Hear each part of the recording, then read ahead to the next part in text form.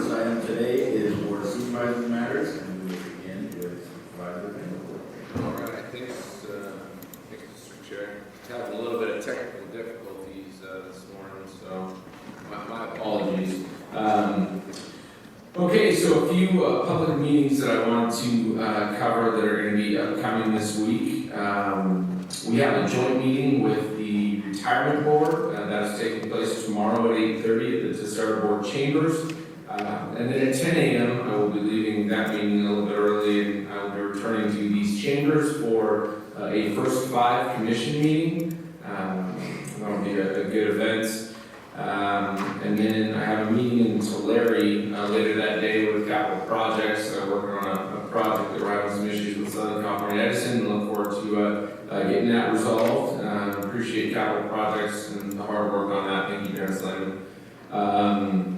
Then Friday evening, I will be attending a meet and greet with Alan Graham, who is the designer and operator of the Tiny House Village in, I believe it's in San Antonio, Austin, Texas, and is really serving as the model for a project that's going to be taking place here in Tulare County likely in the near future. And that's the Salt and Light Foundation, the project that they are undertaking to build a tiny house village in Tulare County, and they have their first ever fundraiser Saturday evening at the home of Scott and Adrienne Hillman in Tulare, Saturday evening at 5:30.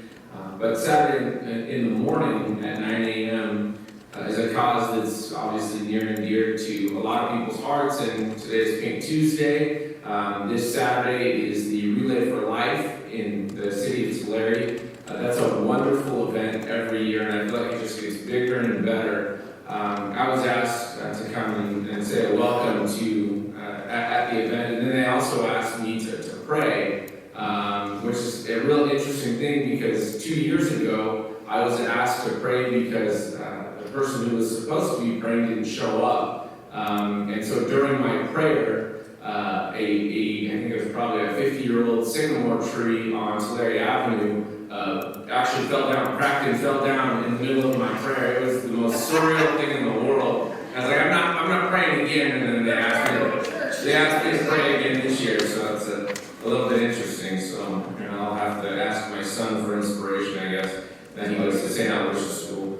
And then Monday, October 14th, at the Hanford Senior Center, KTAAA will be having their meeting. That'll be a nice event, and always enjoy going over to Kings County and having these senior meetings in various communities throughout both of our counties. This happens to be in Kings County. At 1 o'clock on the 14th, we also have a Greater Coweta Groundwater Sustainability Agency meeting. That'll be taking place in Farmersville, Coweta Delta Water Conservation District. And then lastly, at 3 o'clock right here in these chambers on the 14th of October, which is next Monday, we will be having a Water Commission meeting. So that's it for the public meetings. But it's funny, I had someone ask me, well, how come you don't talk about UCLA anymore during your board supervisor matters? In case anybody's wondering, they're 1-5. And I was so excited coming into this weekend because we were playing the last place team in the Pac-12. I thought it was a guaranteed win. Now UCLA is the last place team in the Pac-12, so not doing so great. That's why I'm not talking, but I wanted to open the door for the chairman to be able to talk about Fresno State, I guess. So they're doing a little better. Yeah, we were both rooting against SC, and I think that's we should have that. I'm not gonna dwell on that. It's a challenge. That's all I have, Mr. Chairman. Supervisor Shackley. Yeah, the 49ers are 4-0, so there you go. Let's talk about something positive. Oh, thank you. A few things that have happened in the last couple of weeks I just want to highlight. Last time we met, we talked about our art reception at Government Plaza for the launch of our public art display, and that was an excellent evening. Thank you to everybody involved in Nat Brook and everybody from Parks. I haven't been back there, but I've been hearing such great things about having that art display in our Government Plaza. So I look forward to this space being the next space. So segueing into that, last week I attended the Tulare County Office of Education's Arts Master Plan launch. They received, it was a $60,000 grant from the Hewlett Foundation, and they came up with a master plan, and Chairman Crocker was there, and Supervisor Valero was there, and I think we're all on board to support the Office of Education's arts programming in any way that we can. Attended the RCRC conference 2 weeks ago in El Dorado County. Again, that's always a great sessions that were talked about, but it's also really a great resource and time for networking with other supervisors to find out what's going on. I also attended the End of the Trail Centennial at Moodies Grove Park, and our Transitional Living Center open house, which is, if you know where it's at, and you haven't been by there lately, you have to drive. I drove right past it because they remodeled it and it looks so much different. It's a beautiful setting, and I encourage you to check it out. I've attended 2 ad hoc committees of transit, TCAT Transit, where we're talking about Tulare County Regional Transit, which actually we gave it a name yesterday, and that's Tulare County Regional Transit Agency. So that's what we'll be calling it from now on. Yeah, it's very, isn't that? Easy. Listen, the first meeting, it took us an hour to come up with names. Is it agency, authority, organization? So I was glad we got that done.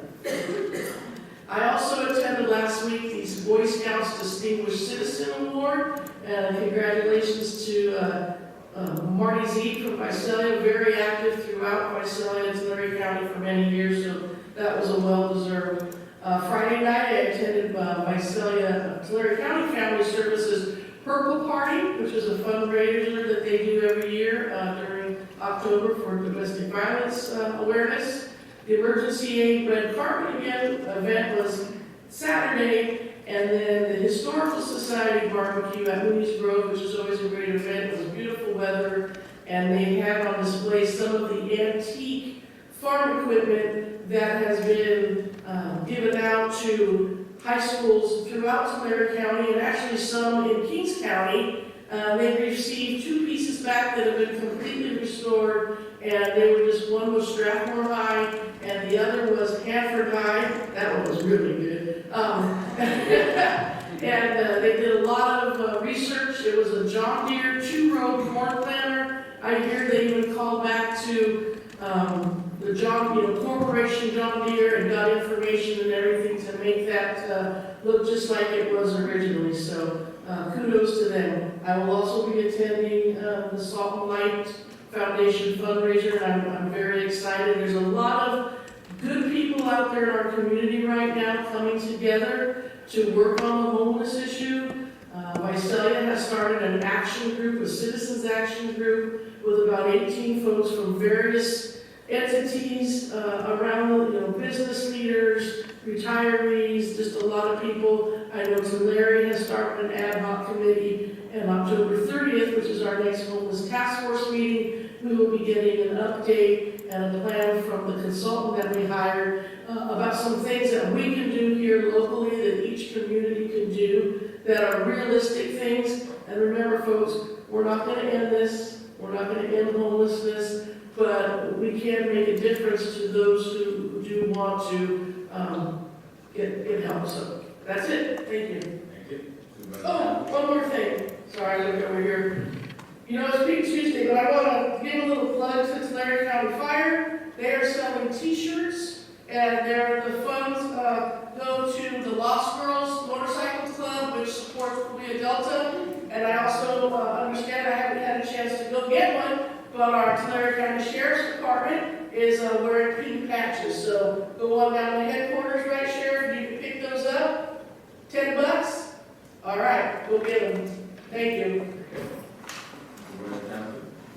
Okay, thank you. Well, on the 19th, we had the town hall up in Hot Springs for the mountain communities up there, and that was really well attended. And We had a lot of the county departments there with us, and so that was very interesting, really specific subjects up there, topics to talk about. But we had really good conversations with them, and I did a little bit of a tour around afterwards, and I met with a couple of people up in those communities regarding some issues that they have. So that was a good time, and then came on back down the hill to go over as Supervisor Shuckling talked about the art reception over at Government Plaza, and that was really also a very nice time, very well attended. Had a chance to speak with a lot of the artists there, and that's an exciting project that we have going on throughout the county.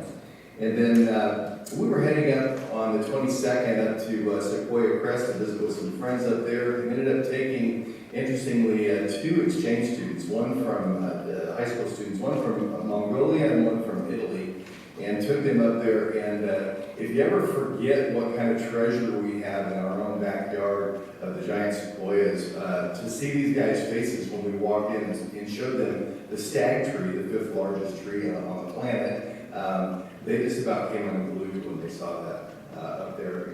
And so we really have this great treasure right here that we need to be watching out for and preserving and taking care of, managing properly, and get up there and take a look at it sometime. These guys really loved it, so that was a fun time. Also, 24th to 27th, also attended the RCRC conference, El Dorado County, and that really was a great time. I'm really enjoying getting to know some of the other supervisors that are involved in RCRC, and again, it's a group of about 37 counties that are rural counties, and so we have a lot more in common. It's amazing amount that we have in common with these other counties, where sometimes that gets lost in some of the bigger organizations, but RCRC making a big difference, and it's helping us to unite with one voice with our concerns for our area. On the 28th, came back and I was the MC of the Sierra View Foundation Gala over in Porterville fundraiser, and we also had our own Sheriff Mike Boudreau back there, came out and did an auction for us. Thank you, Sheriff, for doing that, and had a great time, raised a lot of money for Sierra View Medical Center. And then on the 1st, had a chance to, along with Chairman Crawford, to meet with Congressman McCarthy over in Porterville, and have a little bit of time, about an hour or so, with him, with some of his staff and a few people from around the area, just to talk about concerns. A lot of talk about water, a lot of talk about forest management in that meeting, and then we went on from there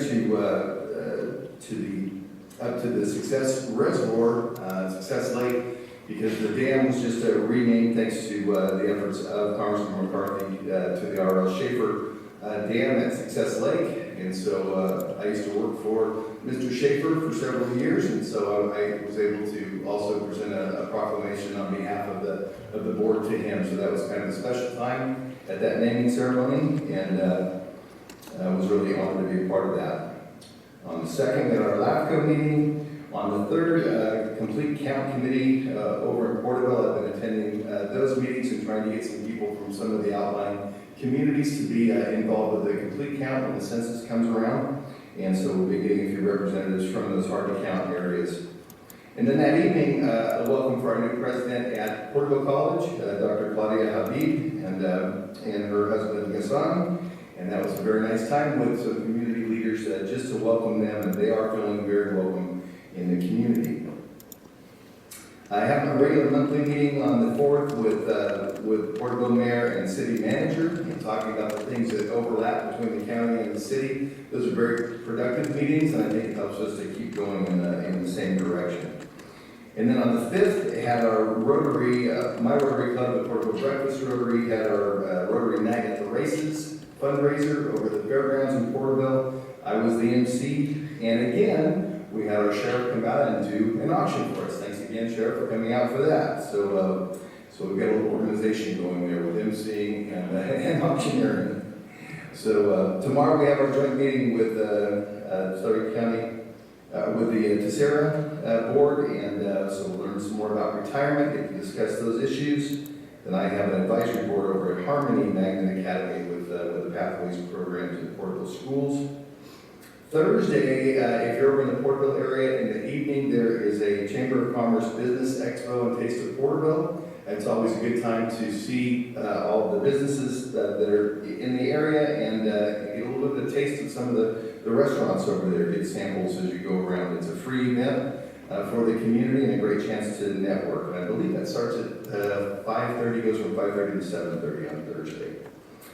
And on Friday, I think we're pretty much sold out, but just in case if you want to play golf and support Habitat for Humanity at Tulare and Kings counties, at River Island Country Club, there'll be their Habitat Golf Tournament, annual golf tournament, and that will be, I think it's shot start at 9 o'clock for registration, so if you're interested, get online or come up there and see if you can get on a team. And then Saturday also from about 11 to 3 over in Porterville is the annual Pioneer Days, and so there will be the old Western shootout right in the middle of town. There'll be a rib cook-off going on up and down the street, and I'll be manning the fake jail and throwing people in jail, and probably giving kids little chocolate coins when they get out. So it'll be a good time over there if you want to come and join us. Thank you very much. I took Supervisor Valero's time too. We noticed that. That's good. 'Tis the season. There's lots of events going on throughout the county, and it's good that we're all engaged. Few things I want to touch on. RCRC annual conference has already been mentioned. One thing I want to highlight is I want to thank Samantha Ferrero, board staff, for helping put together our basket. Part of the conference, whoever the chair of RCRC designates 5 local charities in their own county, and they're able to auction off gift baskets that each of the member counties put together. And I want to thank Delaware North that gave a couple of nights stayed at Wasatch Lodge and some other goodies for the national park, and ours was able to garner $1,400. So it was a good little prize overall. I think the 37 counties we raised over $61,000 for Inyo County, 5 Inyo County charities. So it was very good. I want to mention that on September 29th they attended Mecha Fest. And that was an excellent event there at Rawhide Stadium. It was a new joint venture, and I think they had about 7,000 people or so packed that stadium. It was quite impressive how the Rawhide, they just turned around and won a California championship, and then had a great music festival after that. So that was great. The R.L. Schaefer naming ceremony up at Success, that was also a phenomenal event, and I was very glad to participate there. He's a gentleman that has touched many lives, and it's so well deserving. That was a great event. The Arts Coalition, the TCOE, just highlight that this has been a multi-year, so I think this was the second year I participated in that, and I'm very looking forward to continuing to expand public art projects throughout the county. The Historical Society Museum had their barbecue last Sunday, and I know there were several of us that were in attendance. I'm told that it was the largest attendance that they've ever had. I think that was, because of, the great staff that was there, but, Run for Cover might have had something to do with it as well, and they performed and had a nice little event on Sunday. This week, as was stated, there's a joint meeting with our board and retirement board on Wednesday. Thursday, I have a meeting with Statewide Resource Control Board staff. We're going to be talking about a couple of different projects, Tonyville and Tuleville in particular, along with some other broader issues. Later that day, also on Thursday, California Citrus Mutual has grower town halls, just giving updates to local membership as far as what's the state of the industry going into a new growing year. And then in Lemon Cove, the View Partnership is hosting a resource fair Thursday. On Friday, Aqua, the Association of California Water Agencies is hosting a regional meeting here in Visalia, and I'll be attending that. And then all this week is Exeter Fall Fest, and that includes a parade on Saturday and activities throughout the week. So lots of good stuff. I know there's quite a bit of other things, but those are some of the things I want to highlight. And next week will be, our next board meeting will be in Idaho, the evening meeting, so next Tuesday. So with that, we'll go into item 2, present a proclamation recognizing October 20th, 2019 through October 26th, 2019 as National Retirement Security Week. Mr. Cook. And before you get up, I did want to mention Supervisor Valero is out of town speaking at a conference today. So.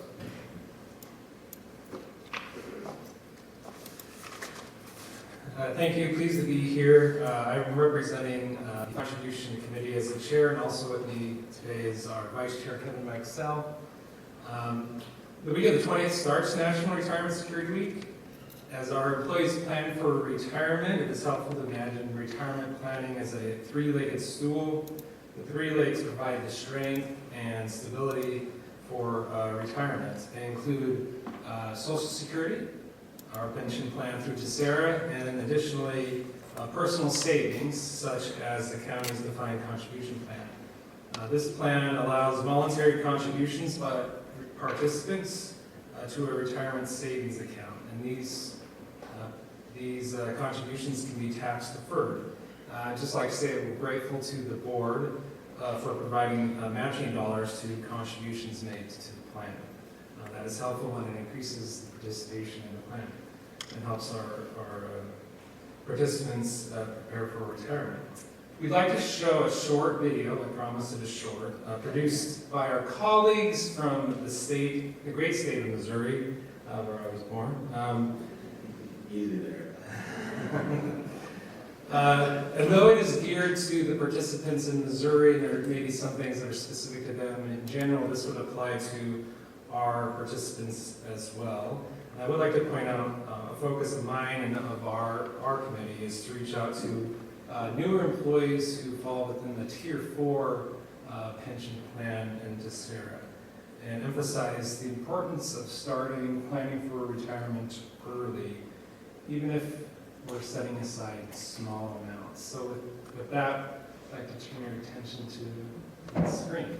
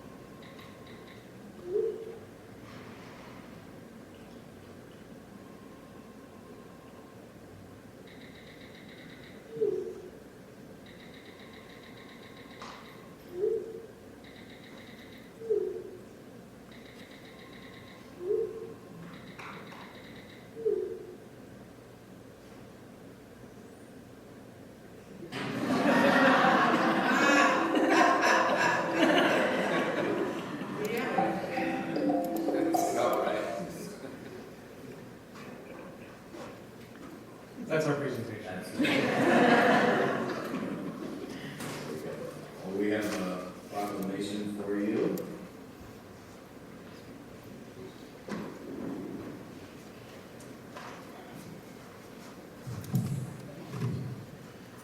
This is recognizing October 20th through the 26th, 2019 is National Retirement Security Week in Tulare County. Whereas the cost of retirement continues to rise in part because people in the United States are living longer, than ever before, and retiree health care costs continue to increase at a rapid pace. And whereas Social Security remains the bedrock of retirement income for the great majority of people in the United States, but was never intended by Congress to be the sole source of retirement income for families. And whereas recent data from the Employee Benefit Research Institute indicates that in the United States, less than 2/3 of workers or their spouses are currently saving for retirement, and that the actual amount of retirement savings of workers lags behind the amount that is needed to adequately fund retirement. And whereas Tulare County employees have many retirement savings options and can focus on saving for their own retirement, and whereas all employees can benefit from increased awareness of the need to save for retirement and the availability, now therefore be it resolved that the Tulare County Board of Supervisors does hereby recognize the week of October 20th through 26th, 2019 as National Retirement Security Week in Tulare County. Signed October 8th, 2019, Kyle Crocker, Pete Vanderpool, Amy Shepley, and Eddie Valero, and Dennis Townsend.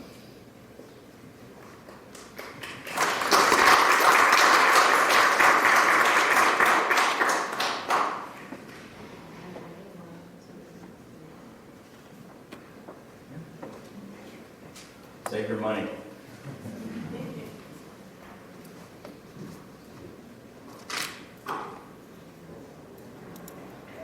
And next item is proclamation to recognize October 6th through October 12th, 2019 as National Fire Prevention Week in Tulare County. We have Chief Lorman. Good morning, all. Cass, thanks for getting warmed up for me. Yeah, beat that one, Charlie. No, I know.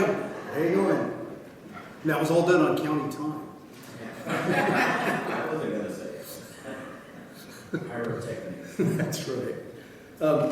Good morning, Mr. Chair, Vice Chair, members of the board, Mr. CAO, County Council. Started Sunday was National Fire Prevention Week, and this year's slogan is "Not every hero wears a cape. Plan and practice your escape." How's that for a snappy pun? Gets that attention. And sounds great, but early in my career, I had a presentation at a school, and you go out and you try and reach as many people as you can. Talking to this group in my first department in Kings County, talked to a second grade class member, talked about an escape plan. And he seemed really interested after the presentation. He came up to me and said, "Hey, where's a good spot?" I said, "Well, your mailbox, your light post." He goes, "Okay, we have a light post." It wasn't 3 weeks later we had a fire at that house. And this second grader his parents told me, he had been bugging us incessantly since he went by the school. Everybody, the house was a total loss, unfortunately, but everybody, all 4 members of the family were out by the lamppost when the first engine out there. And it's just, you have moments like that in your career that make it all worthwhile. Plan ahead, regular escape camp, and then as we change our clocks, we always want to change our smoke detectors. Edith is not the wife on a 70s sitcom. It stands for Exit Girls at Home. See, that went over everybody. That was like the texting in the earlier presentation. Edith Bunker, sitcom, 70s, Vanderbilt, you weren't born yet. Okay. Go on, Come on, That was funny. You did it. Don't quote me. So exit drills in the home are so important, getting started at the second grade level. Our public education this year, and our last year's efforts, we reached over 12,700 students in 165 schools, 737 station tours, 178 organizations, over 8,000 attendees, 36 displays, so over 14,500 attendees, and 27 parades throughout the county. So getting the message out there proactively in the public safety, fire service standpoint is very important to us.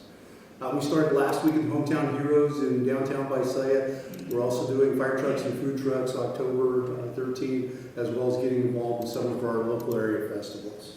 I'd like to thank Chief Marcus, our Prevention Division, Captain Barrett Rosa, Inspector Brad Farr, John Mayer, and our Prevention Assistant, Maria Roscoe. We couldn't get all these things done without those people working on it. And that's all I have. That was brief. Was that shorter than Castle? All right. Answer any questions you may have. got a proclamation for Fire Prevention Week. Anybody else? Absolutely, we'll get them all. Yes.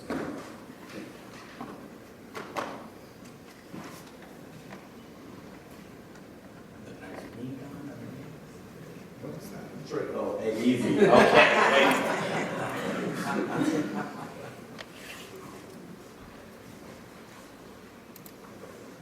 Let's read this proclamation off, recognizing October 6th through the 12th, 2019 as Fire Prevention Week in Tulare County. Whereas the County of Tulare is committed to ensuring the safety and security of all those living in and visiting the county, and whereas fire is a serious public safety concern both at the local and national level, and whereas households pose the greatest risk for fires, home fires resulted in the death of 2,360 people in the United States in 2017 alone, while fire departments responded to 357,000 home fires. And whereas the majority of U.S. fire deaths occur in a home each year, and whereas when a smoke alarm sounds, a resident may have less than 2 minutes to escape to safety, residents who have planned a home fire escape plan will be more prepared and more likely to survive a fire. And whereas Tulare County residents are encouraged to plan and practice a home fire escape plan with everyone in the household at least twice a year during the day and at night.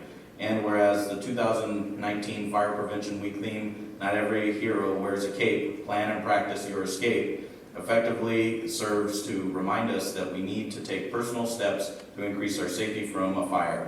Now therefore be it resolved that the Tulare County Board of Supervisors does hereby recognize the week of October 6th through 12th, 2019 as Fire Prevention Week in Tulare County. We urge all the people of Tulare County to be aware of their surroundings, look for available ways out in the event of a fire, respond to the smoke alarm, and support the many public safety activities and efforts of Tulare County Fire and Emergency Services during Fire Prevention Week. Signed October 8th, 2019, Kyler Crocker, Pete Vanderpool, Amy Shucklian, Eddie Bolero, and Dennis Townsend. Thank you.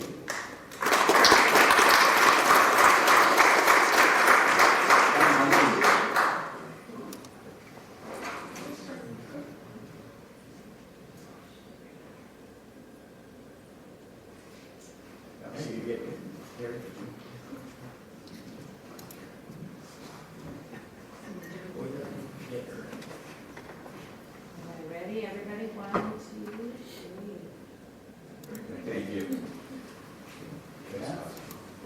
Thanks, guys. We did good.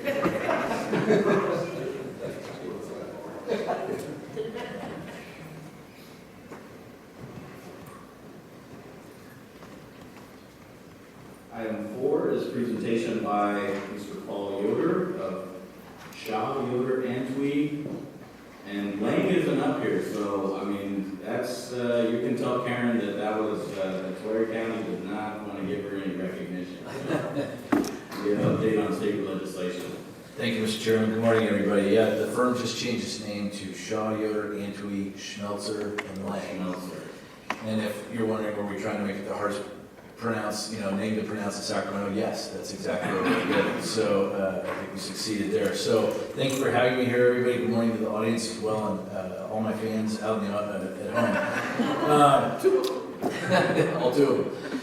So I want to recap, and it is a little difficult to recap since we actually aren't at the very, very end of the legislative year yet, and that's going to be October 13th, 5 days from now, that's the very last day for Governor Newsom to act on legislation this year.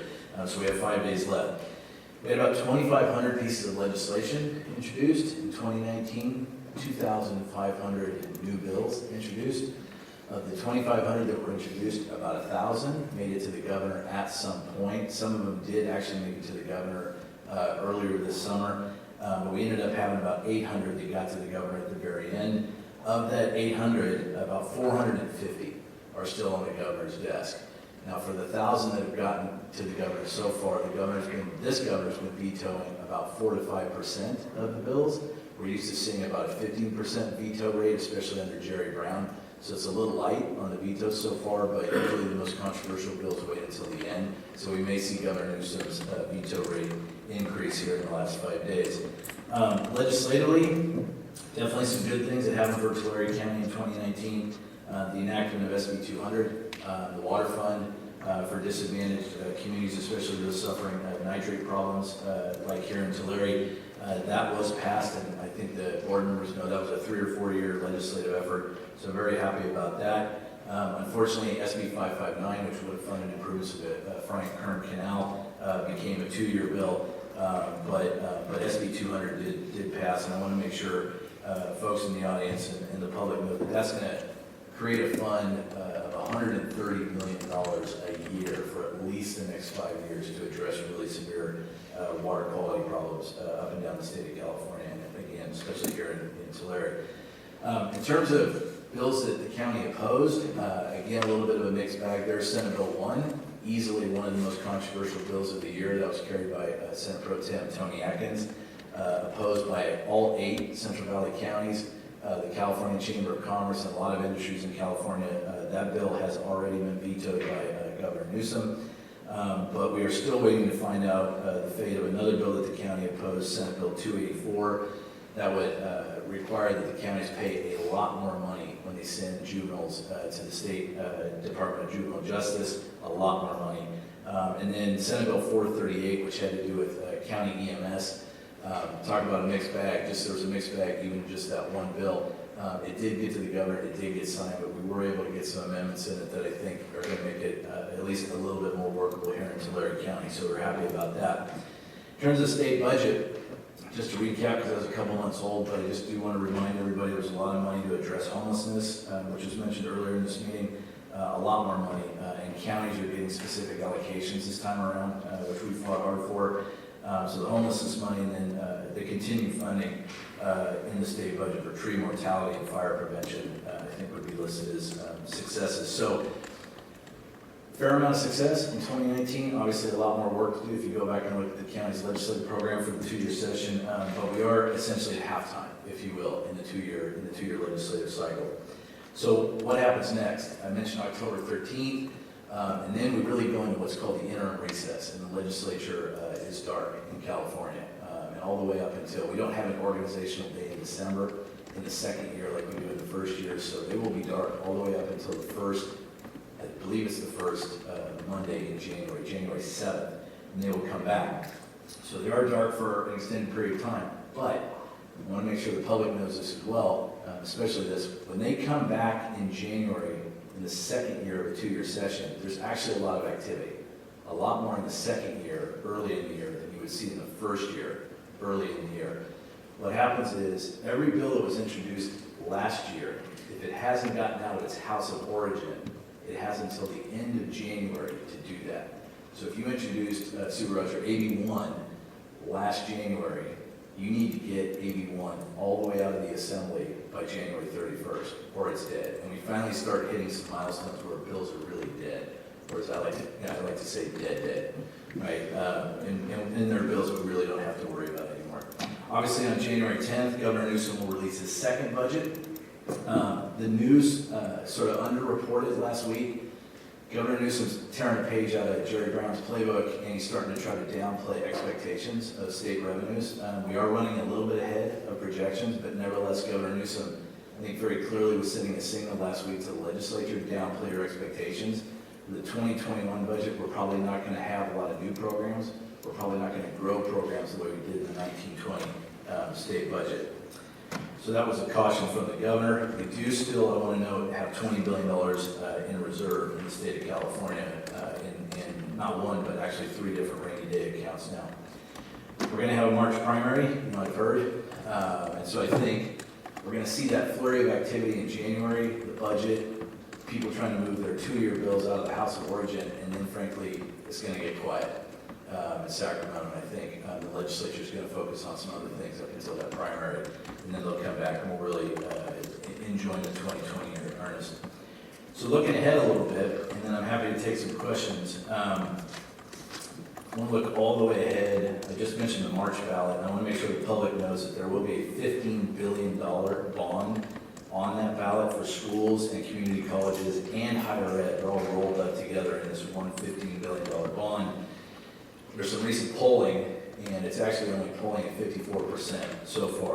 We would want to be a little bit higher at this juncture, but folks don't seem to be too worried about that. The same poll actually polled people on their feelings about another water bond, if the legislature and the governor can pull one together. And that actually is polling right now at 57%, so even a little bit better, interestingly, I think, than a schools bond. I wouldn't expect to see that most years. I know there's a lot of concern about the split roll initiative that's on the November 2020 ballot. The same poll polled on that question as well, and it's actually polling at 47% right now, which is not good at all. There are a lot of folks in Sacramento who believe the split roll initiative really doesn't have much of a chance. And so we may see some other proposals for the November ballot that would propose to increase funding for schools in a different way other than a split roll property tax initiative.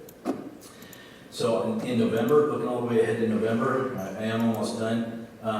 There is going to be a measure to overturn the bail bill that we have in California, Senate Bill 10. So there'll be a referendum on Senate Bill 10, and that's already qualified. I mentioned the split roll initiative, that's already qualified. There's going to be an initiative that would place restrictions on parole. Remember, Prop 57 shortened the list of offenses for which folks could get parole, and I think the one that folks around the state got the most concerned about is petty theft under the amount of $950. And so there's an effort to undo that and to say that, just to go back to basically where we were before Proposition 57, there's probably going to be a rent control initiative, another one, and we may see a referendum on vaccinations and the recently enacted legislation in Sacramento on that. So the November ballot, never boring in California. We may also, as I mentioned earlier, see a resources bond, and the bill to watch for that is Senate Bill 45. So in conclusion, I want to give the board kudos. Your trips to Sacramento absolutely pay dividends. They just do. I want to give staff credit, even though they didn't load my PowerPoint second year in a row. But I do want to give, that's a joke, I do want to give your staff tremendous credit. Had some phenomenal meetings yesterday with department heads and other staff. And of course, kudos to your legislative delegation, because they're always fighting hard on your behalf. Happy to take some questions, Mr. Chair. Any questions from the board? I have a question, Paul. Recently in the news, just yesterday, talked about the pullback of funding for Highway 99. Can you talk any on that? Yeah, so I figured there was going to be a question on that, or was it? Yeah, I figured. I know it's in Times Mail today. I think we need to gather a little bit more facts. I think we know most of the facts. They're not good. But there's a little bit more fact-finding that needs to be done. But then I think we have done some good work this past year, especially unifying the valley and the 8 counties in some ways that we hadn't for a long time. I think the 8 counties may even want to get together. The other 6 supporting mainly Tulare and Madera. But rally everybody together. Rally not just the Tulare delegation, the Madera delegation, but the entire Central Valley delegation. And I think, frankly, we need some of our friends in the air quality community to step up and help us on this, because traffic through the Central Valley affects air quality. I think we all know that, and the extent to which people have to stop and start as they go through I-5 or 99 absolutely affects air quality in the state. So I think we need to gather some more facts. It's baloney, if I may.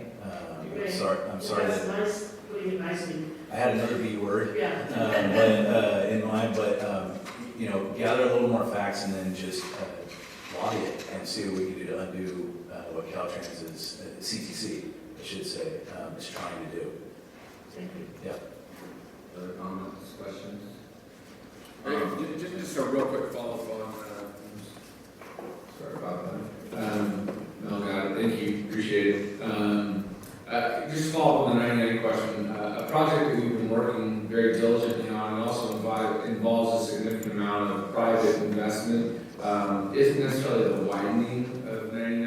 There's an interchange project at 99 in the targeted area where the widening was planned for, that was pulled back.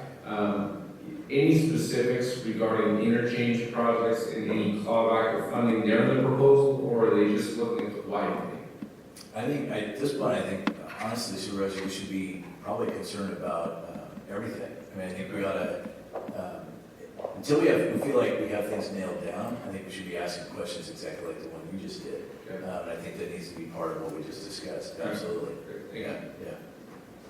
I know on the 99 issue, this is interregional improvement program that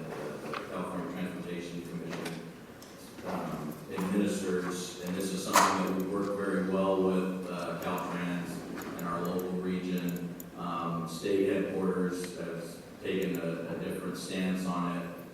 Ted Smalley, our Executive Director of Tulare County Association of Governments, is speaking today on our behalf, trying to advocate to get that renewed. I know Madera County is as well. We have letters of support. I believe Assemblyman Mathis is going to be speaking today at the CTC Commission in Modesto, as well as I know Senator Groves, Senator Hurtado have also weighed in on letters of support to keep the funding. So we do have a full court press, and as well as with other regional council of governments throughout the San Joaquin region to make sure that we're maintaining, as we've always stated, that 99 is crucial for our entire region, and so one project skips away, then that hurts others. This doesn't mean that the project for construction from Tagus down to Prosperity, the next kind of southern stretch of 99, that's still, those construction funds are still available and still planned. However, the portion of going from 4 lanes to 6 lanes within the city of Tulare, those environmental funds and the planning funds have been stripped away. And so that's what we in particular here in Tulare County are fighting for. Madera County also was taken off the list as well. So it's very frustrating.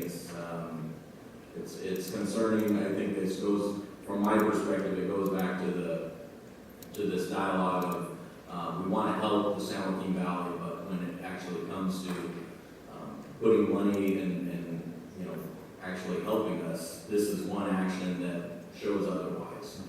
SB 559 not getting passed and not getting any dollars associated with that, I think that was another issue that is of great concern as far as I'm concerned. I know that the senator is hopeful that in the second year that we can get some dollars allocated towards this, but because there weren't any dollars allocated towards the Frank Kern Canal fix, we're now, the project is put on hold. There's a delay because there aren't enough funds to continue to move forward with that. So it's just one other thing that, but I appreciate your lobbying efforts on our behalf and making sure that our legislative delegation as well as folks in the horseshoe understand where Tulare County is.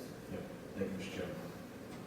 Chairman. Can you speak a little bit on the SB 45 Yeah. water bond a little bit? What's the likelihood, and is there much worthwhile from a water standpoint, or is this going to be like the daily owned parks bond that's what's claimed to be a water bond? Yeah, no, I'm glad, I appreciate that question after bringing up SB 559 again, because for the public's benefit, Senate Bill 45 right now proposes a $4 billion bond for resiliency, and fire resiliency and water resiliency principally. That bill is stuck in the Senate. The same people that took that bill to the legislature have also gone to the Secretary of State and filed an initiative. And they may gather signatures on that, but they may not. And there's a school of thought in Sacramento that they really went to the Secretary of State's office just to try to get Senate Bill 45 back on legislative leadership's radar and on the governor's radar. So you have Senate Bill 45, at the same time you have Governor Newsom's water portfolio development, and I actually believe, and I know a lot of people believe, that at some point, as the Newsom administration gets further along its thinking on the water portfolio, there may be a sort of marrying of interest in that you may see Senate Bill 45 or whatever the legislative vehicle is go from $4 billion to maybe $7.5, $8 billion. And going back to SB 559, I think, obviously repairing Frank Kern is a water resiliency project. I think even the people that aren't from the region get that. And so there may actually be an opportunity in the Senate Bill 45 context, and also trying to work in the governor's water portfolio context, and again with this marrying to finally do something about Frank Kern. So that, I think, needs to be the county's focus. And everybody that cares about Frank Kern has to be focused on those two. But you have to be focused on those two things simultaneously, the water portfolio development and what's going on with the bill in the legislature. Well, I think there's also other elements in regards to Sigma and implementing something in a water bond to create some type of fund for local governments in particular that might be able to offset the losses and property values that the direct impacts that we might have. There's quite a bit, there's issues with land fouling and other, from an air quality standpoint,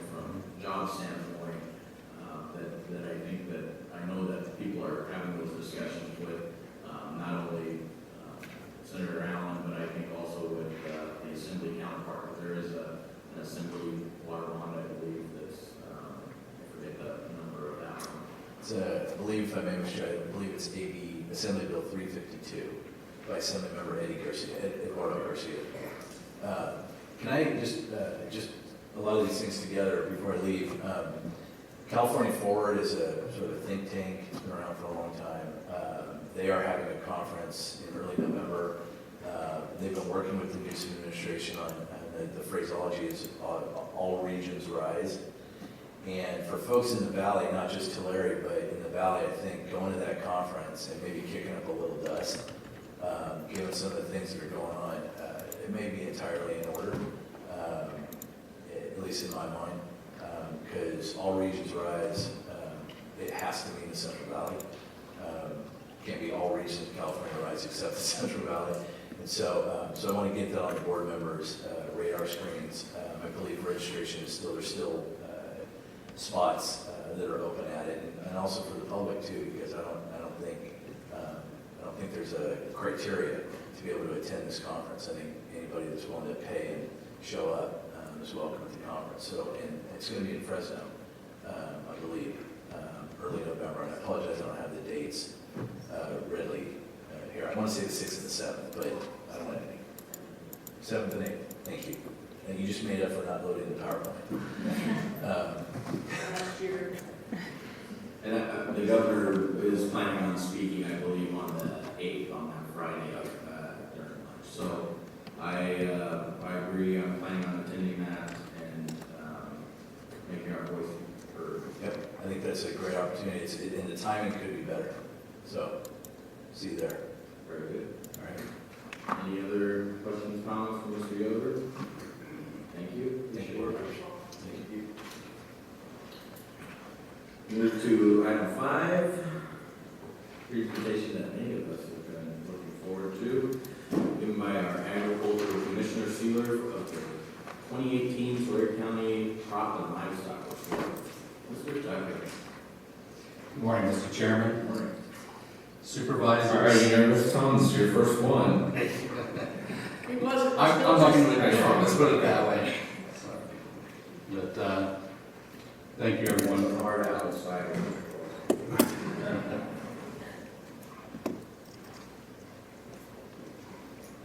Well, I do take it as quite an honor to be here this morning to address you, and more importantly, I think to represent our growers, our ranchers, and all those in agriculture that go together to produce our crops and all the different commodities and things that we're going to celebrate today. As far as what it brings to this county in value, we are at this year at over $7.2 billion in gross revenue for this county, an increase of 2.5% over last year.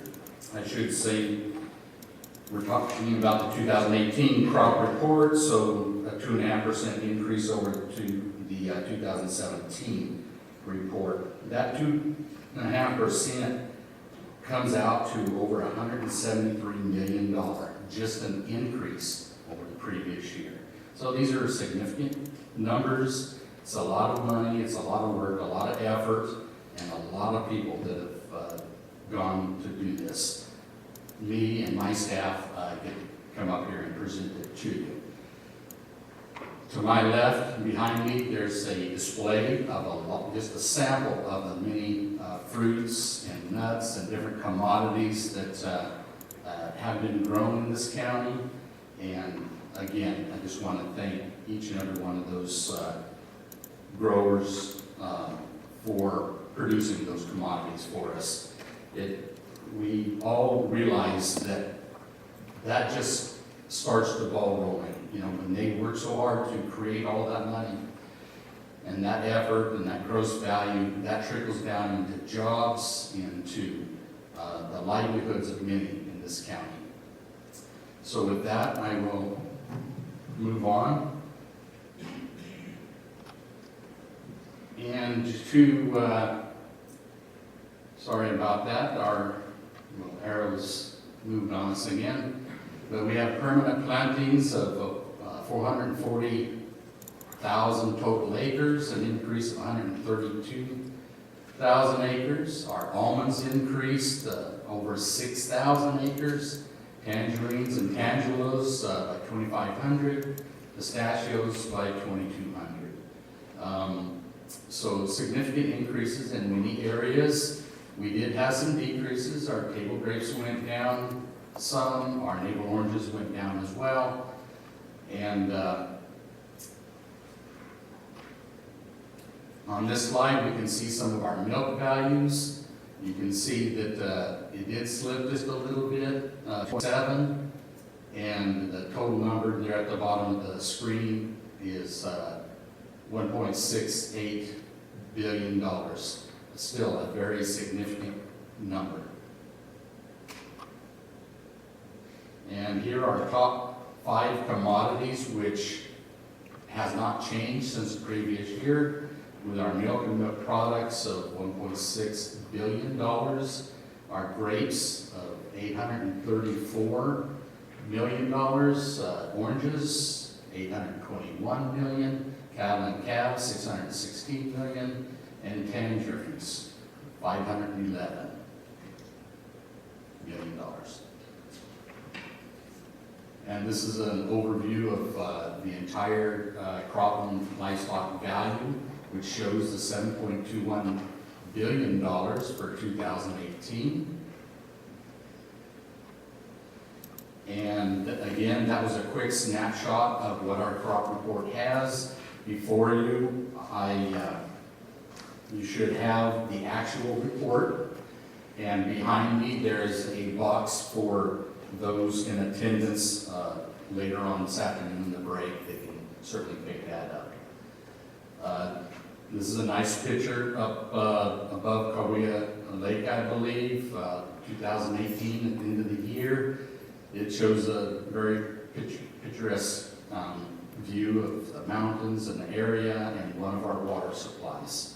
So just a little reminder of the community that we live in and just how blessed we are with that. So with that, again, I want to thank all of the growers, ranchers, and all of those that played a part in creating all of this in this county. And I stand ready for any questions you might have. Very good. I don't see any yellow star thistle in that picture, so that's a good thing. You're there, you go. Any questions about Randall? Mr. Chair, just a quick comment. Thank you for the report. Tom did a great job. Couple things. First off, I know that out of all the information that's covered in this report, just a bit of a tribute to a former colleague of mine who used to sit at the very end down there. Mike Ennis every year would always make sure that he pointed out manure is still a $1 million crop in Tulare County with a value of over $8 million. It did drop 6 spots, but it is still a $1 million crop in our county, and I think that's important to point out. It's great fertilizer. Question I have for you, Tom, where does this put Tulare County and the counties that have released their information up to this point? Our position at this point is number 3 in the counties throughout California. Okay. Our neighbor to the north of us currently is number 1. Is number 1. And that's where I believe it's going to stay. And current at 2? Current will be 2, correct. Okay. All right, well, thank you for that information. And again, this is a great report, and it's, full of a lot of information, indicating a lot of different trends in crops, and it's great to see this productivity, and I hope that as the groundwater sustainability plans are implemented in Tulare County, we find ways to become more efficient with the water that we are allocated to maintain this strong agricultural position. I know that it's going to have effects in other counties that may affect where they rank, but I'd love to see Tulare County stay strong, where ag literally is the bread and butter of this county. Thank you. You're welcome, and it certainly is, and I share your concerns, and I'm sure everybody here does as well. With Sigma coming on, if we cannot develop some additional storage or additional import of surface water, it is going to be quite the challenge. But I think we're up to that task. Any other comments, questions by members of the board? Members of the public? I want to thank our ag commissioner. This is a great report. I think that some things that it's important to take note is that even though, from a relative ranking standpoint, we might have slipped on our county-wide basis, I think it's important to note that we still grew overall. That's very positive for our industry. But there were some issues that we saw. I know table grapes had a really rough 2018 year, and the numbers reflect that. And I think that, hopefully this year is a little bit better, but next year, I'm sure the navel oranges, we're going to see, some struggling there, as last year was very difficult on navel oranges, and those are two very large portions of our county, and with the trade issues ongoing, those are things that I think it's important just to keep in mind that despite the fact that farmers are still out there doing great work, that there's challenges that are outside of their control. And I think it's one of the pie charts that you listed, how much exports we do, and sending out our, some of the best quality produce in the world to the best markets. Those are things that are going to be impacted by that and overall value. They give premium dollars for that, so we like exports. But when there's other issues going on from a trade standpoint, then that hampers it. But there's glimmers of hope. I know with the USMCA, which this board has taken a supportive stance of that if Congress can pass that will help us out tremendously, especially in the dairy side. But also with a new deal with Japan, that can help us out on many different fronts as well. So I'm hopeful that despite the fact that we've had some tough years, that new trade agreements can help push us into additional export markets.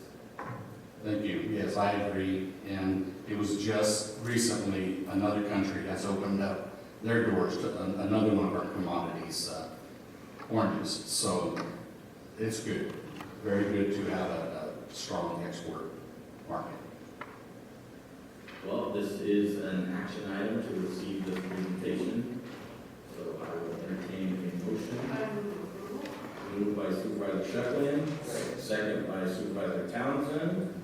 Any further questions, comments? Please cast your votes.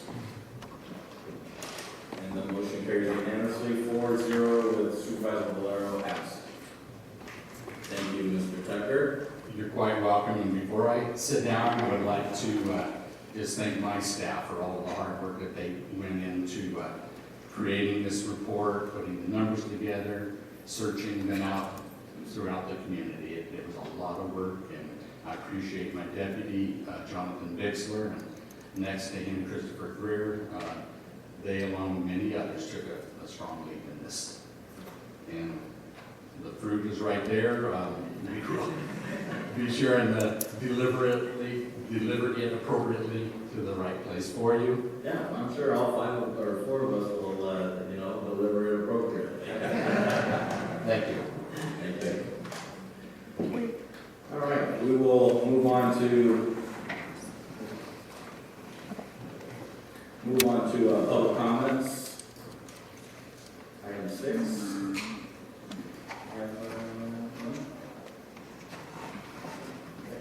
Go ahead, Mr. Lutz.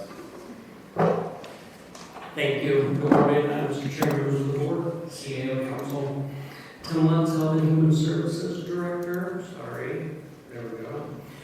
Wanted to mention 2 things. First, announcing and welcome the appointment of Anita Guerrero-Ortiz to the Human Services Director position. Very excited to have her in that position. She has over 12 years experience with Health and Human Services in Tulare County, and most recently as the Child Welfare Services Deputy Director. So now we'll be working to fill behind her. Fortunately, I'm very happy to continue to Human Services and continue to see the great work that she's done. Welcome. I also wanted to briefly mention the agency is hosting the two-day loss conference that's occurring today and tomorrow at the Visalia Convention Center. Very excited to host this conference. It's a 2-year commitment for us. This is year 1 of us doing it. It's a nationwide conference that will rotate throughout the nation. So it's exciting to have it here and in Visalia, bringing in over 300 attendees at this point, 36 different breakout sessions, and over a dozen national and international recognized speakers in suicide prevention, suicide outreach, and services to survivors of suicide. If you're interested, tonight we have the S-Word documentary that will be starting at 6 o'clock at the convention center. The admission for that is $10, and then there's still tickets available for the remainder of today and also for one day tomorrow. Any public comments?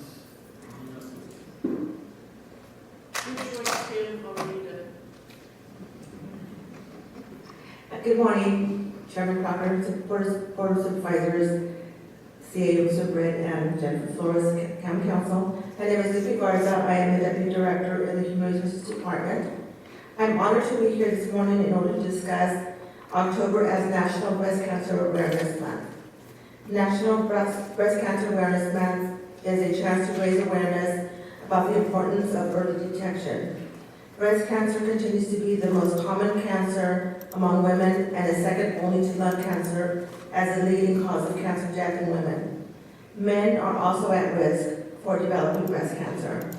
This year in the U.S., it's estimated that 42,000 women and 500 men will tragically lose their lives due to this disease. In our state, over 4,000 women and 30 men will also tragically lose their lives due to breast cancer. In the county of Tullare's work population, approximately 38 individuals have been diagnosed with breast cancer since April of 2017, and 3, unfortunately, have lost their lives due to breast cancer. While cancer cannot be prevented, the good news is that most can survive breast cancer if it's found and treated early. Using mammograms to screen for breast cancer can help find it early. Additionally, women can lower the risk of breast cancer through practicing a healthy lifestyle, including maintenance of a healthy body weight, engaging in regular physical activity, and reducing their alcohol intake. So for this reason, we designate today, October 8th, as Pink Tuesday, and encourage employees to wear pink to raise awareness about self-detection and prevention methods. We also support those courageously fighting breast cancer and honor the lives that have been lost due to the disease.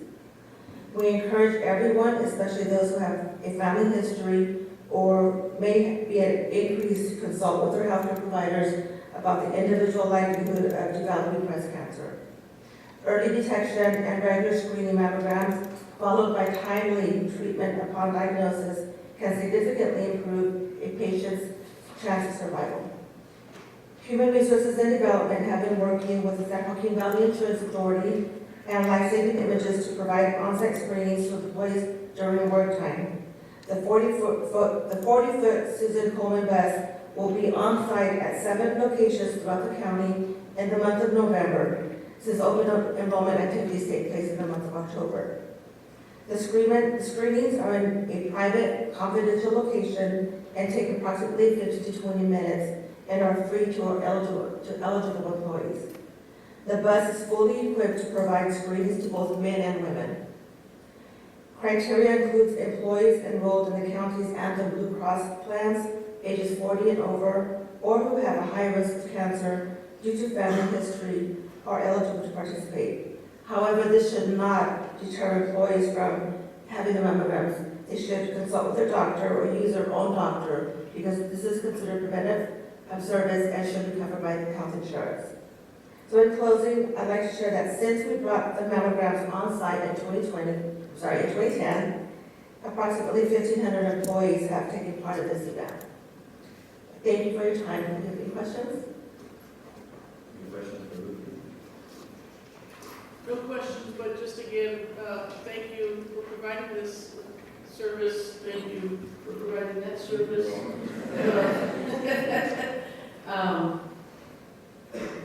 My spouse just celebrated 2 years cancer-free, and because of a mammogram, it was detected. So I can encourage men and women, you know, especially enough to go and especially take advantage of this mammogram screening. Thank you. Any other public comments on items that are not on today's agenda? Did you want to speak on an item? No, on public comment, I filled out 2 slips. Right, but it's public comment for a specific item. Oh, okay, sorry. So we'll get to that. Thank you. Any public comments on any item not on today's agenda? Seeing none, we will close the public comment period and go to our consent calendar, items 7 through 33. We have item 21 is pulled off calendar. Item 26, I believe there's a need for clarification or correction. Okay. Or do we want to just pull that off? Can we pull 26? Yeah, we'll just pull that.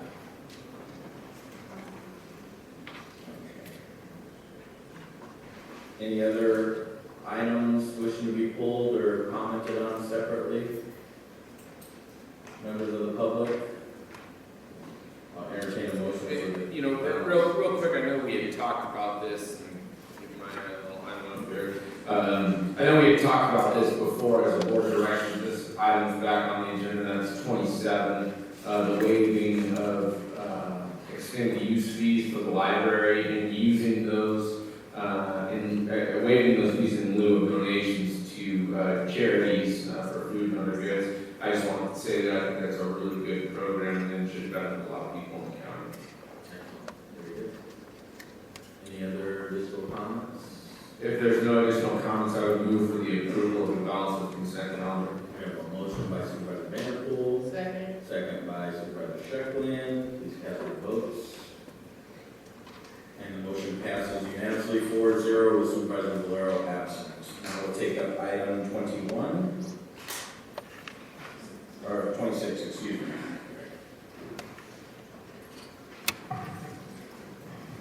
One comment and one question.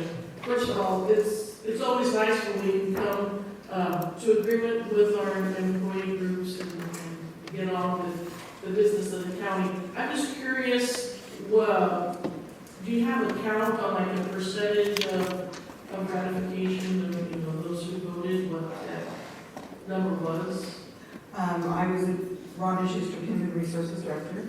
I was advised that approximately 80% of those who voted were in favor of the contract for the units represented by SEIU. Thank you. Good. Staff, we need to correct something. Just to clarify, in the agenda and summary, your board is approving the MOU or that your board will vote on is approving the change from the premium cost of the $1,000 deductible plan to the $750. Which was in the agreement, just not on the agenda. Yes. Right. Any other questions, comments regarding item 26, members of the public?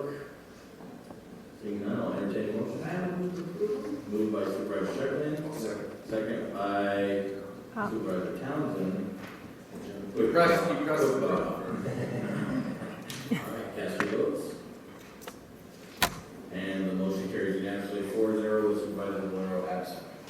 Okay, we'll take up our first not timed item 34, request from the board for our voters introducing waiver for reading of ordinance amending part 1, Dollar County Ordinance Code, adding chapter 33 pertaining to requiring electronic campaign finance disclosure, Dollar County Registrar of Voters ordinance at the second reading.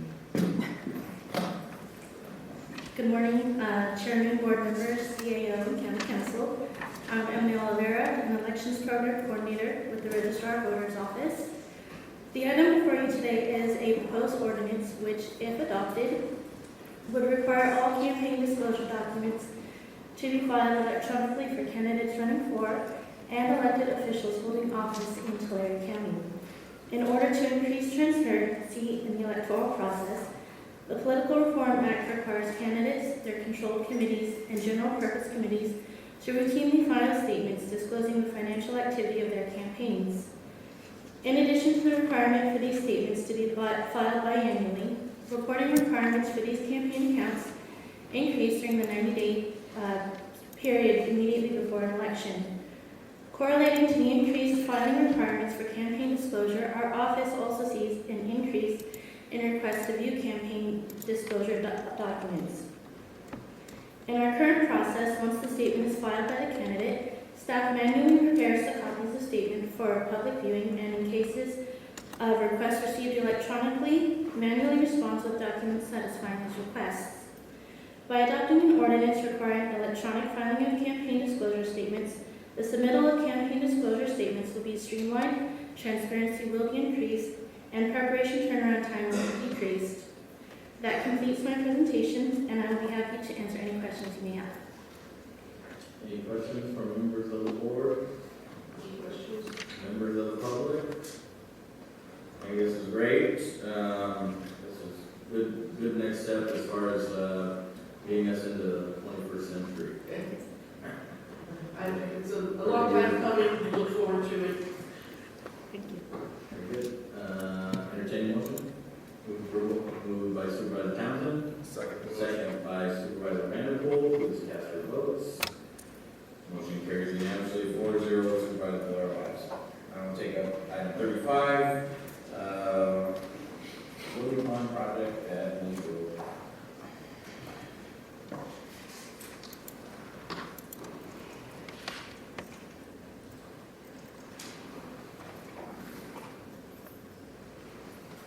Good morning, Mr. Chairman, members of the board, Mr. Britt, and Ms. Flores.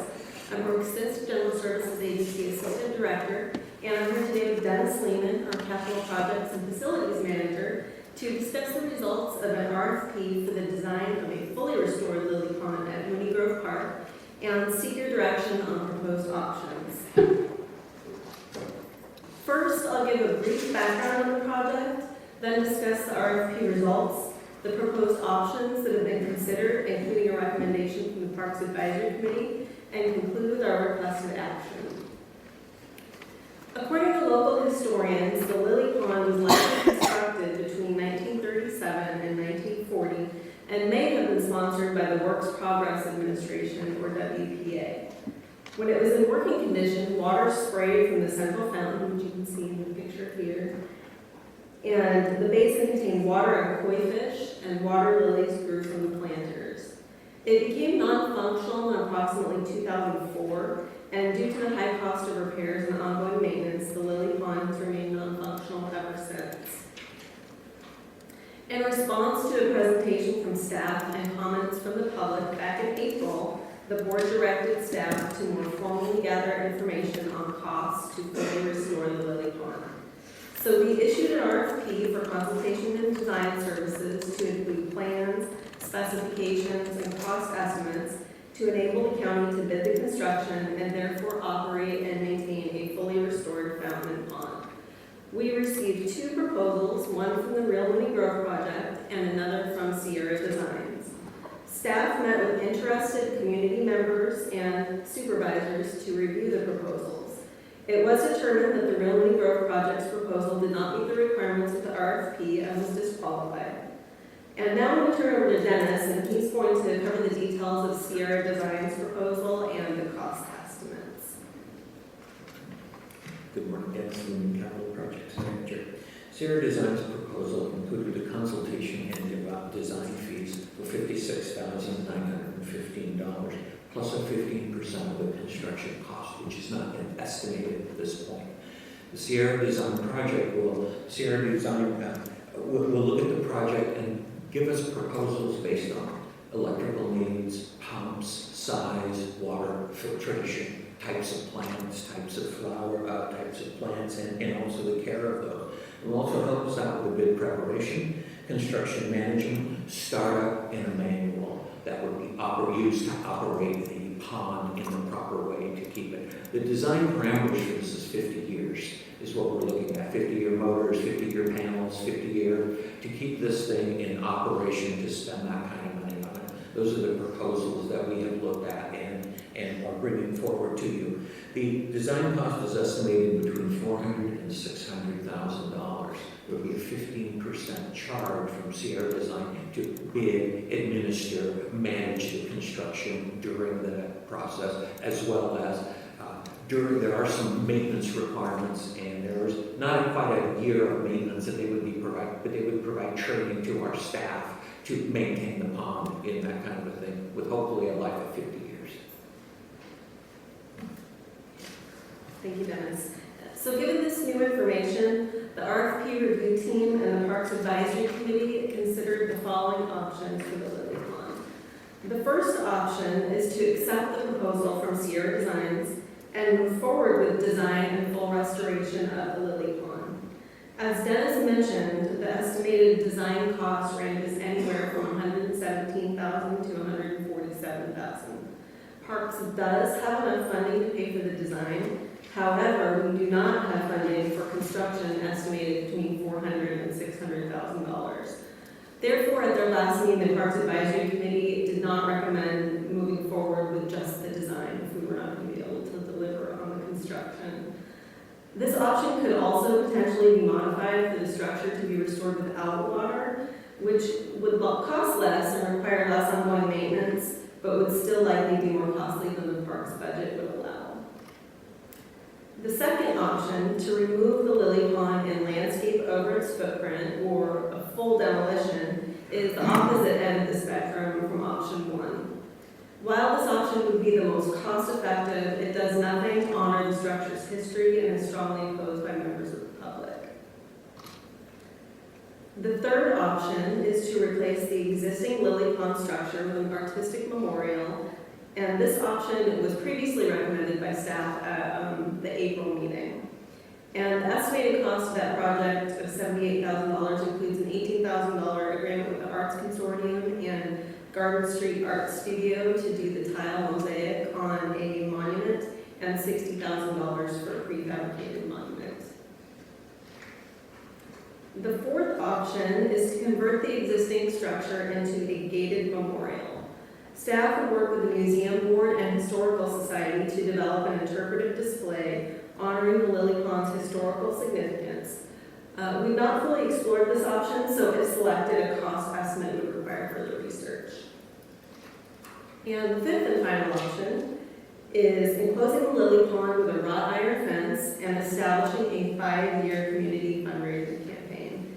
And this is the option recommended by the Parks Advisory Committee.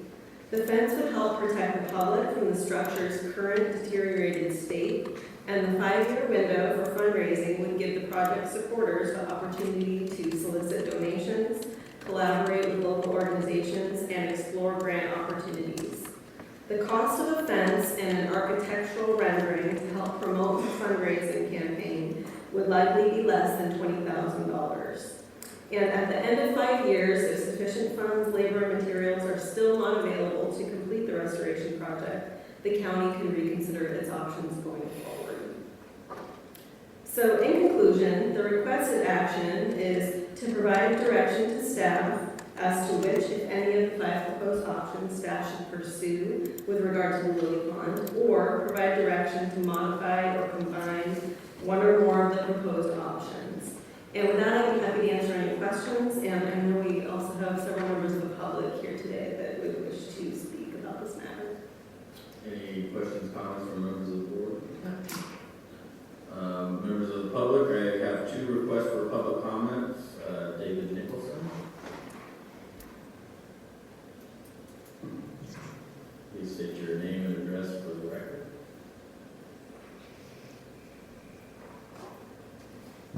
David Nicholson, 3734 South Anns Street, West Area, California, 93277.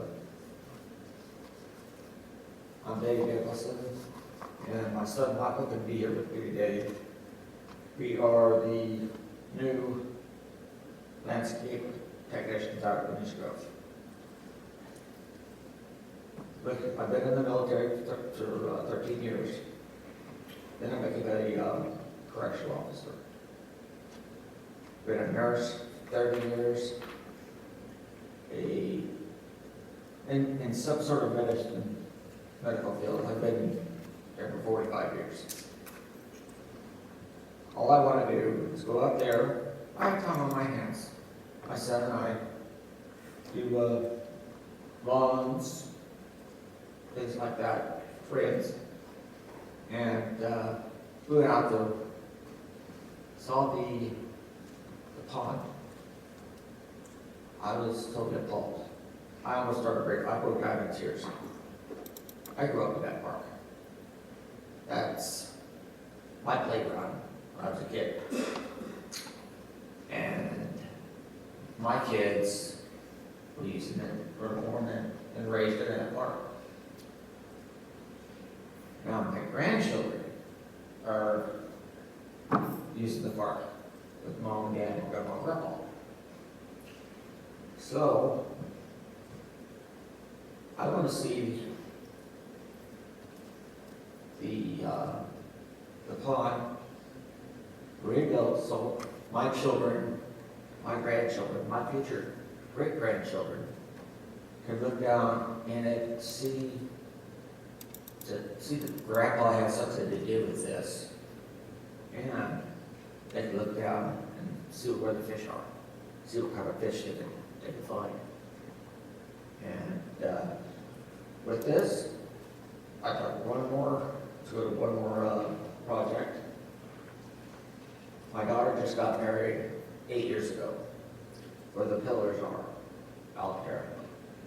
I noticed that around the hedges and the grass around the edges was 6 to 8 inches high, which is, to me, very uncomfortable and made me mad. I would go out there myself. I would cut that, weed it, make it look like some. Trim the hedges. Because my son and I do that every day. It would be a help to you, the county employees. If I see something, I'm going to take care of it. I'm almost 60 years old. This is what my son and I do every day. And we want the park, especially the memorial, to try to be ready or look good enough for Veterans Day. It's coming up next month. That's a big deal for me. I go out there with my son, we get it back up to where it's going, where it's supposed to be. In its heyday, it looked great. My son and I were shocked. I just had a 4-year class reunion for Lakewood. Did you wrap up your comments?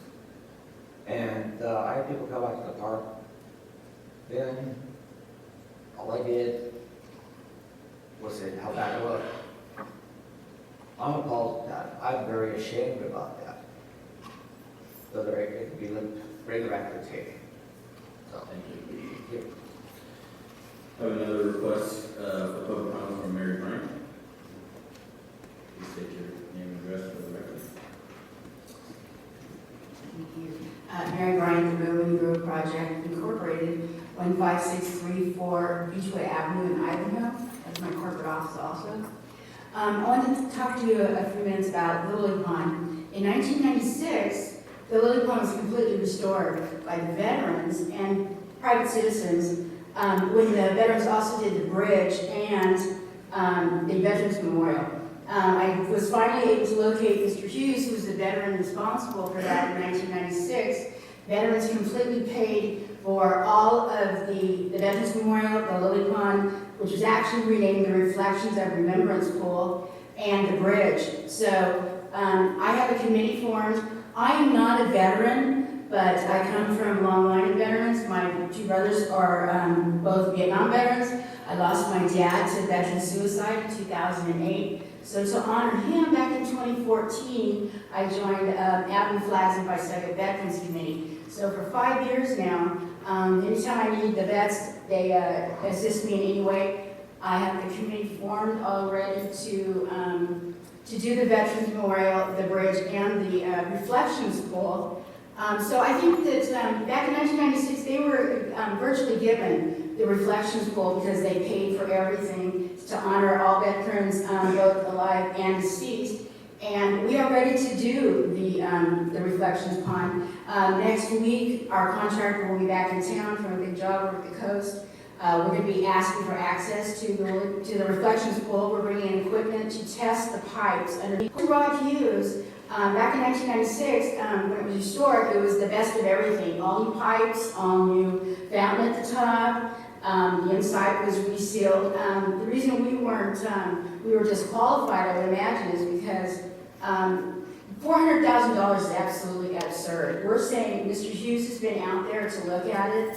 The reason the pipes underneath were only used 2 years, and it was disconnected by county personnel. So the new system that is underground, all the pipes was only used for 2 years, and the reason it was disconnected was because Alan Goff, the superintendent at the time, had one of his friends that was doing his community service at the park. So what we're saying is $400,000 is absolutely absurd. You can take that $400,000 and do a lot more at Mooney Grove Park with that money. We're saying that's not going to be necessary. All these other fees for architect, whatever, that's wasted money. So we can go in next week. We're going to test the pipes and stuff, and then we can go from there. My contractor is more than happy to do a demonstration and to discuss with you what his product is that will reseal the inside of the pond. So, and I want to thank you for the opportunity to finally come in and start repairing and restoring Mooney Grove Park, which has been very poorly maintained for a lot of years now. Okay, thank you. Thank you. Any other public comments? Please state your name and address for the record. I apologize, I didn't put in a request to speak. That's not necessary. Okay, my name is Nancy Hawkins, and I live on East Douglas here in Visalia. I am a member of the Parks Advisory Commission, and I just wanted to give you our viewpoint from for the Lily Pond restoration. Late March in our meeting, we were made aware of the concerns over the pond. We listened to several suggestions, and we supported the plan to have it replaced by an art monument or an art project at that time. There were several strong objections from the audience, and so that's when we took our concerns to the Board of Supervisors. Early August, I was part of the committee that consisted of community members, county employees, and we looked over the 2 RFPs that had been submitted to the restoration of the pond. One did not meet the requirements for an RFP at all, and the other one from Sierra Designs wowed us at the expense of it all. It was very complete, but the estimated cost that you have heard from Brooke with the design and the restoration was close to $700,000. Late August, the PAC met again, and we looked over the 5 options that Brooke has explained to you, from accepting the Sierra design project for $700,000 and begging you guys for some money, to just landscaping over the project and destroying the history of what was there. We came to the conclusion that the best solution would be, and I think it was number 4 or number 5 on Brooke's list, to leave the structure intact, put a decorative wrought iron fence around it to protect the structure and also the public, add some historical signage, make it a part of the historical trail that will be going through Mooney Grove. And the cost of this was estimated to us at that time between $7,000 and $10,000, which is much better than $700,000. And during the next 5 years, of course, we would support any fundraising events, any volunteer events that would help raise money specifically for pond restoration. So from the Parks Advisory Commission, our support would be to salvage, save the pond as it is, protect it with a wrought iron fence, and see if we can't raise some money to repair it in the next 5 years. Thank you. Any other public comments?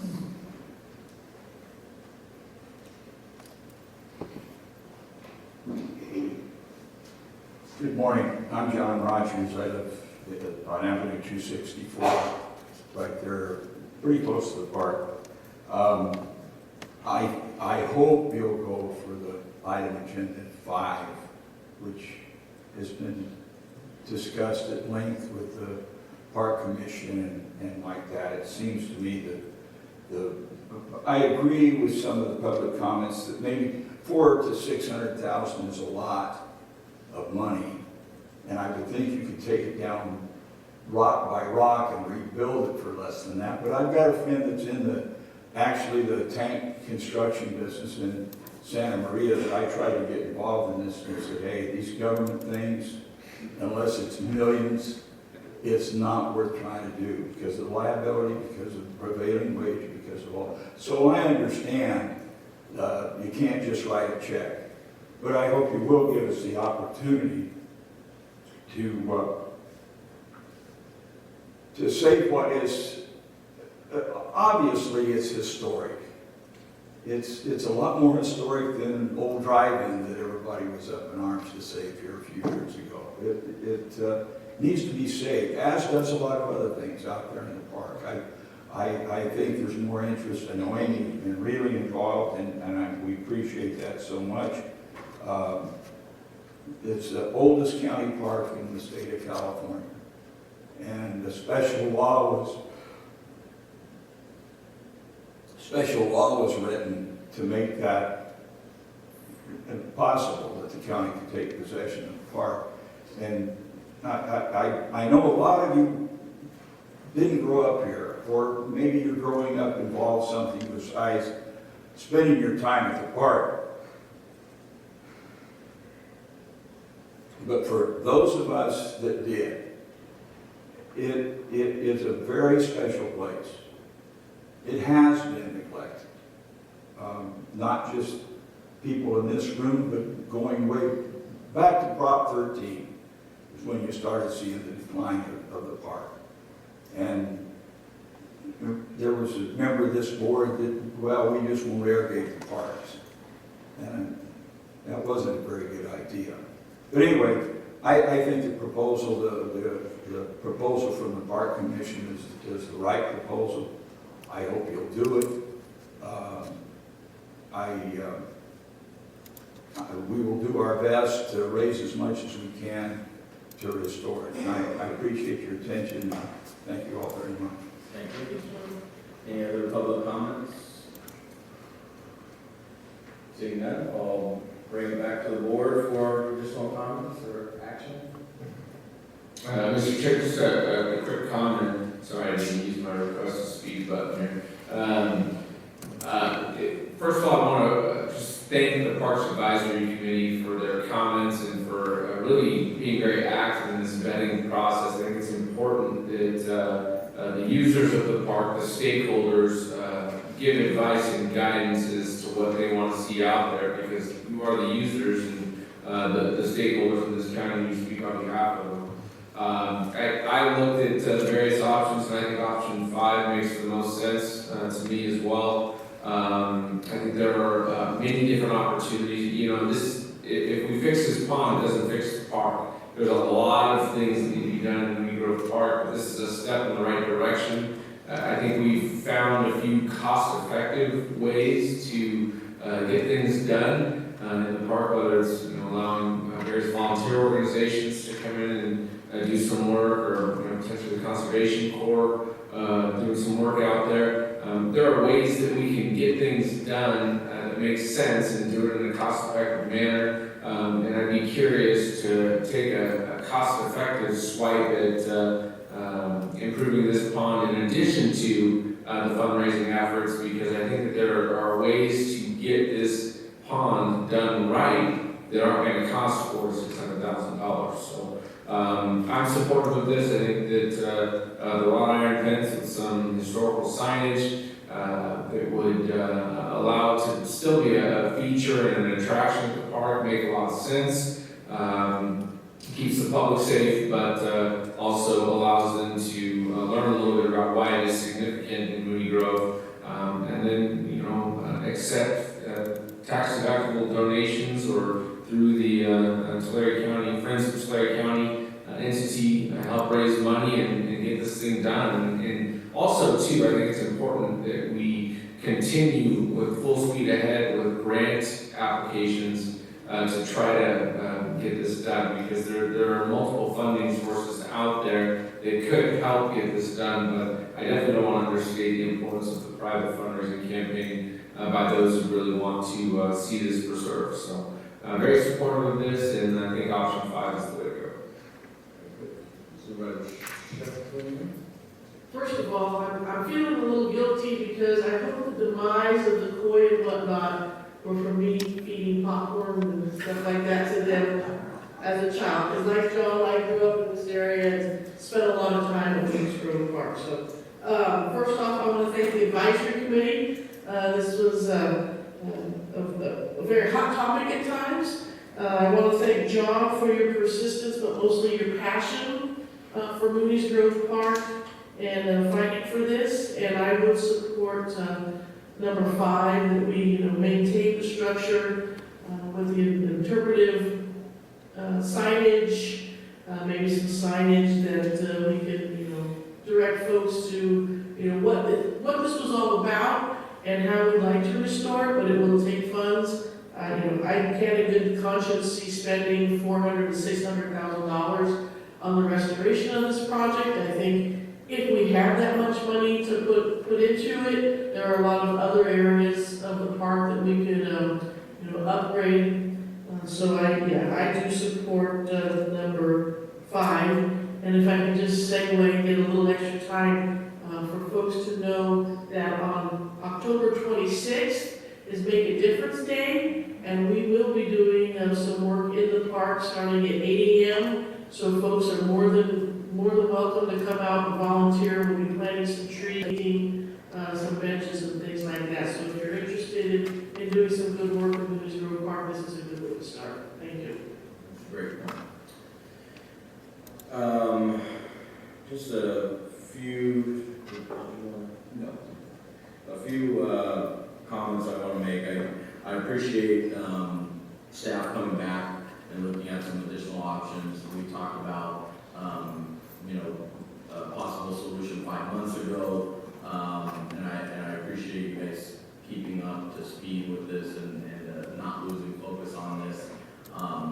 And so we have given at least 5 months for the community to raise funds, and I'm supportive of option 5 as well. So that'll give an additional 5 years. And if this is something, again, I think as I stated previously, that if the community wants to help, here's an opportunity to help. This is a partnership recognizing that it's been there's past practices put us in the place where we're at today, but that doesn't mean that this board isn't willing to try and make many improvements to all of our parks, including Moody Grove. So I'm happy to move forward with that. And one interesting point that I thought was pretty good was that architect fees are a waste of money. That was pretty good. Architects are cheap at twice the price. Okay, all right. Not that you were pinpointed or anything. With that, if there's no further comments or questions, I will entertain a motion. Mr. Chair, I would move that we accept option number 5. Okay, we have a motion by Supervisor Shepherd. I'll second. Second by Supervisor Townsend. Please cast your votes. And the motion carries unanimously, 4-0 with Supervisor Valero absent, in favor of option 5. Thank you. Thank you. We'll go on to item 36, board member requests. Is there any referrals to staff or future agenda items? Seeing none, Madam Counselor, do we have need for closed session? Yes, we have the first closed session on items A through G, and there will not be any report. Very good. Board members, I think we're going to take a photo before we head into closed session with our crop report, our ag commissioner. Thanks for sticking around a little bit longer. Thank you for coming.